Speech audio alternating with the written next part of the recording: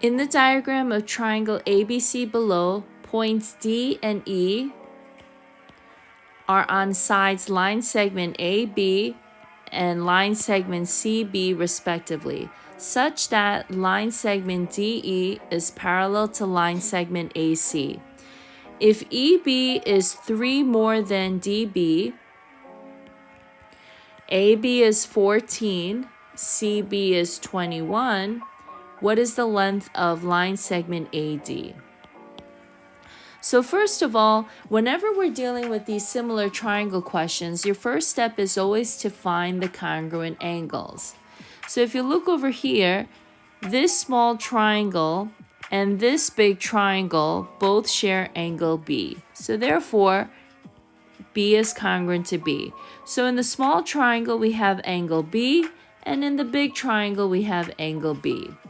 Now, being that these two line segments are parallel, these two angles are congruent, and so are these.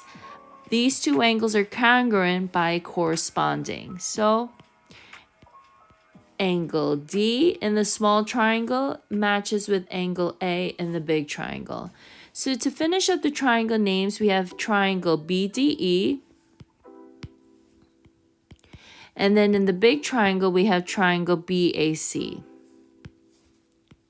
And so these two triangles are similar based on their congruent angles. So the first step was find the congruent angles. Step 2, find the triangle names. And now step 3 is just setting up the proportion. So here we have BD over BA. BD over BA. Then we have DE over AC. DE over AC. And then we have BE over BC. BE over BC. And so to go back to the specifics here, when they said that EB is 3 more than DB, well, we didn't know what DB was, so we label that X. And so if EB is 3 more in math means to add 3. So since DB was X, EB is X plus 3, 3 more than DB. All right, so now let's start plugging information into the proportion. So here we have BD is X. BA is 14.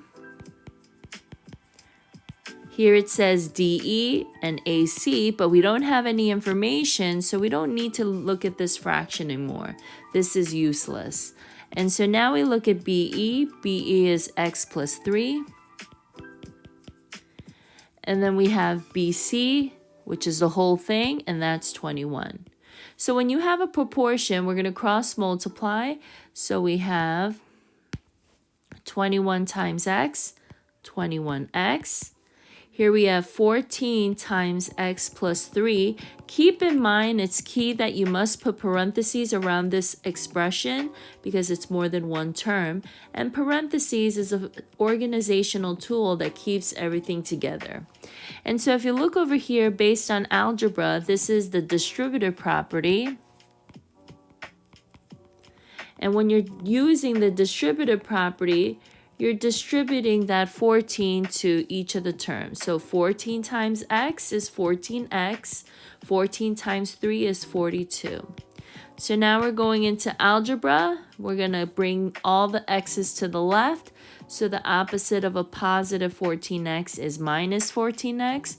What you do on the right, you do to the left. So 21X minus 14X is 7X. The opposite of multiplication is division, and so X equals 6. Now be very careful. A lot of students fall for this. They go, okay, I solve for a variable, and then they pick their choice. You got to be very careful.